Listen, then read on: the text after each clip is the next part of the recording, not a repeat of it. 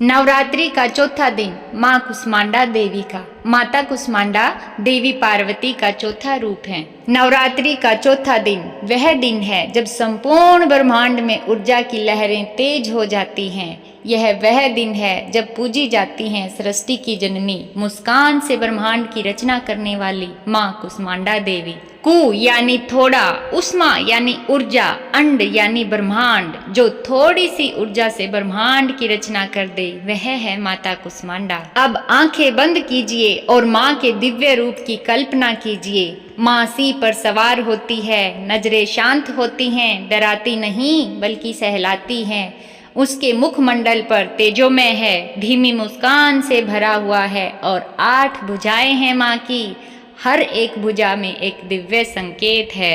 एक हाथ में कमंडल जो तपस्या का प्रतीक है, दूसरे में धनुष जो युद्ध नहीं आत्मरक्षा का संकेत है, तीसरे में तीर जो लक्ष्य की ओर बढ़ने की प्रेरणा देता है, चौथे में कमल पवित्रता, सुंदरता और चेतना का प्रतीक है, पांचवे में अमृत कलश जो कहता है भक्तों को जीवन देती हूँ मैं, छठे में सुदर्शन चक्र जो अधर्म का नाश करता है और सातवें में गदा शक्ति का प्रतीक है, आठवें में जपमाला है जो ज्ञान और साधना की ओर ले जाती है। यह कोई साधारण रूप नहीं, यह वह रूप है जिसने सृष्टि को रच दिया और जो आज भी हर भक्त के जीवन में ऊर्जा, आरोग्यता और प्रकाश को भरती है।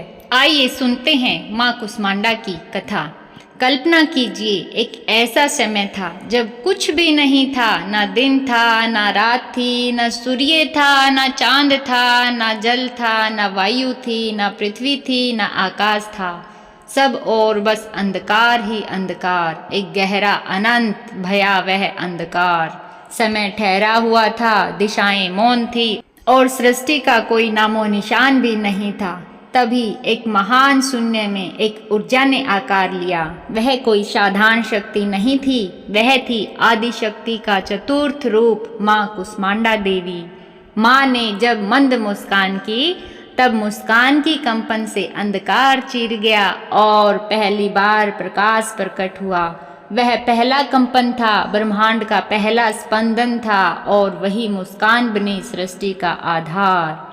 माँ थोड़ी सी ऊर्जा से ब्रह्मांड की रचना करने वाली कुष्मांडा माँ। सूर्य की ऊर्जा का स्रोत भी माँ स्वयं है। जब सूर्य अस्तित्व में आया तो उसका तेज इतना प्रचंड था कि कोई देवता उसके आगे टिक भी नहीं सका। लेकिन माँ कुष्मांडा स्वयं सूर्य के भीतर निवास करती है।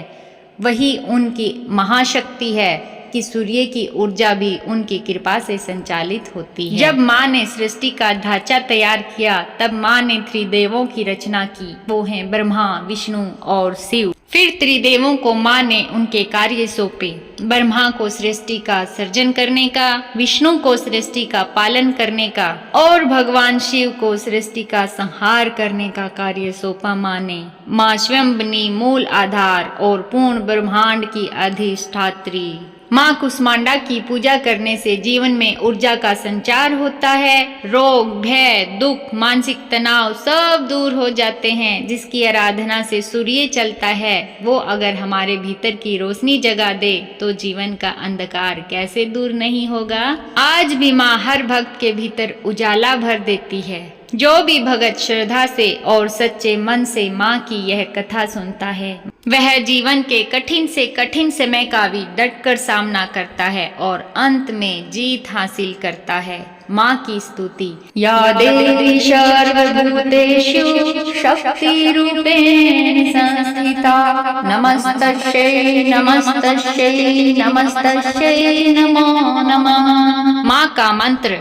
ओम देवी कुष्मांडायै नमः। ओम देवी कुष्मांडायै नमः। जिसने भी यह कथा सुनी और सुनाई, माँ उसके जीवन में कभी भी अंधकार नहीं आने देगी। माँ कुष्मांडा की कृपा से उसके घर में सुख, शांति और समृद्धि बनी रहेगी। जय हो कुष्मांडा देवी माता की जय।